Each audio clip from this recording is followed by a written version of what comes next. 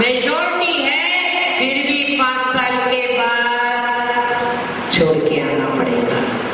परंतु एक बार किंगडम मोक्ष को प्राप्त कर लोगे तो फिर अक्षय हो जाओगे, कोई आपकी उस अवस्था का नाश नहीं कर सकता। विभु समर्थ है आप भगवान, कितने समर्थ हैं, अनंत काल तक सिद्ध अवस्था में रहते हैं। कभी ये नहीं कहते हम थक गए भाई, अब हमें संसार में जाना है। इतने समर्थ हैं, रहिए अनंता अनंत काल, ऐसे समर्थ हैं, कल्पनातीत हैं।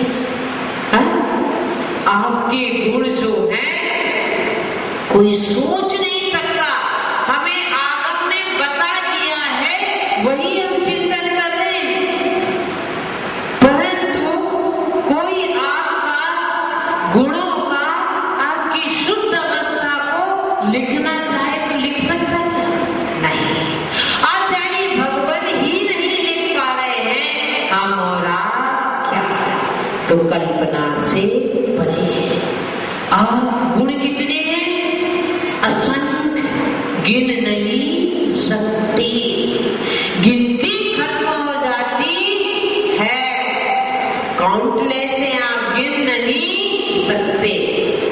आप प्रथम, इस काल के प्रथम होने से आचार्य भगवान ने उन्हें प्रथम कहा है। और ब्रह्मा ईश्वर, ईश्वर का अर्थ होता है स्वामी। किसके स्वामी है? आप सब अपने घर में स्वामी है नहीं? ये आपके ऊपर स्वामी है, आप नौकर के ऊपर स्वामी है, बच्चों के ऊपर स्वामी है। परंतु आपका स्वामी अपने आप पर, कोई आपसे बड़ा स्वामी नहीं है, आप स्वाधीन हैं, इसलिए स्वामी है। ब्रह्मा है, ब्रह्मा क्या करता है? क्या करता है? लोक की सूचना। आपने ही भव्य जीवों को मोक्ष मार्ग प्रदर्शित किया है। आप अनंत है, कभी अंत होने वाला नहीं। आपके गुण अनंत हैं, आपकी अवस्था अनंत काल तक रहेगी। अनंत के तुम काम आपसे पराजित हो गया है, काम से आप रहित हैं। कितने काल भी व्यतीत हो जाए, काम आपको चलायमान नहीं कर सकता। योगीश्वरम, योगियों के नायक है। समूह शरण में जितने बैठे, क्लास में जितने स्टूडेंट बैठे हैं, उनका गुरु कौन है? 45 मिनट के लिए वह सब्जेक्ट टीचर। ऐसे भगवान समूह शरण में जो मुनि बैठे हैं, उनके नायक आप हैं। अनेक हैं, हाँ? अनेक हैं और एक है। अपनी जीव तत्व की अपेक्षा से एक है, गुणों की अपेक्षा से अनेक है। जो शुद्ध अर्थ पर्याय उत्पन्न हो रही है, उस अपेक्षा से अनेक है। ज्ञान स्वरूप है। कैसे है? ज्ञान स्वरूप, क्योंकि केवल ज्ञान से युक्त है। जिनमें ज्ञान ज्ञान ही है, केवल ज्ञान। केवल ज्ञान को कहा है असहाय ज्ञान। क्या कहा है? असहाय। आप असहाय का अर्थ लगा लेते हैं अनाथ, है ना? एक असहाय आदमी। परंतु यहाँ केवल ज्ञान को आचार्य ने असहाय ज्ञान कहा है। मतलब उसे इंद्रियों की, प्रकाश की, लाइट की, पुस्तक की, किसी बाह्य कारण की जरूरत नहीं है। इंद्री नहीं चाहिए, मन नहीं चाहिए, ज्ञान का क्षयोत्सव नहीं चाहिए, क्योंकि ज्ञानावरणी कर्म का तो नाश, इसलिए असहाय ज्ञान। निर्मल है। क्या है? निर्मल। आपका स्वरूप इतना निर्मल है कि इसका दर्शन करने वाला निर्मल का उपासक बन जाता है, निर्मलता का पिपासु बन जाता है। टीवी देखने के बाद, सीरियल देखने के बाद ऐसा लगता है ऐसा ब्लाउज कब सिला लूं, ऐसी साड़ी कब खरीद लूं, ऐसा जेवर कब खरीद लूं, ऐसी हेयर स्टाइल कब कर लूं। रागी को देखते हो शरीर सजाने का भाव बनता है, और वीतरागी को देखते हैं तो शरीर नाश का भाव बनता है।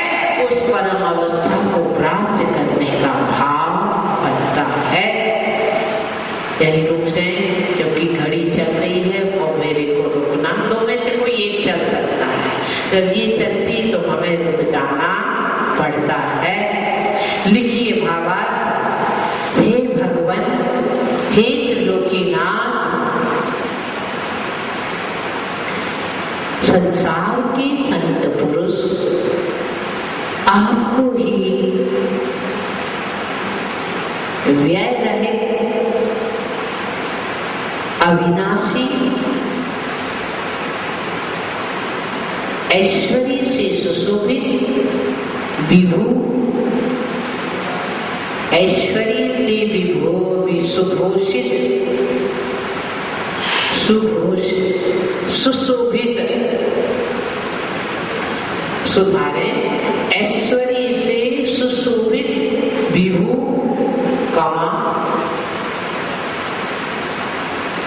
कल्पनातीत होने से अचिंत, कल्पनातीत होने से अचिंत, असंख्य, ब्रह्मा, ईश्वर, अनंत, अनंत केतु, योगीश्वर, योग विशारद, विशेषज्ञ, अनेक, योगीश्वर, योग विशारद, विशेषज्ञ, अनेक, एक, अद्वितीय, ज्ञान स्वरूप और कर्ममल रहित आदि नामों से संबोधन करते हैं, संबोधन करते हैं।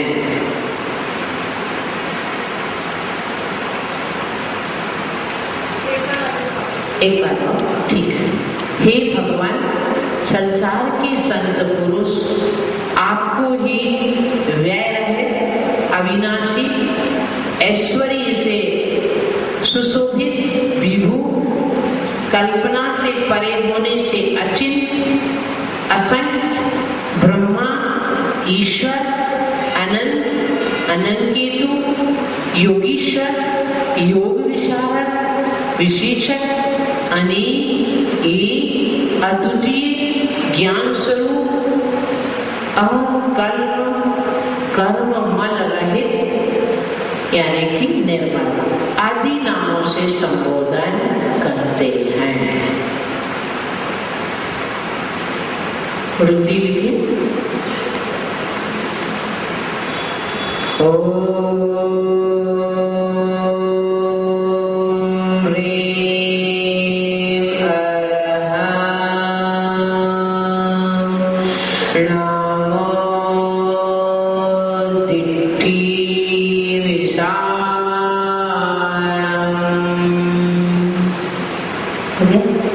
नहीं लिखा,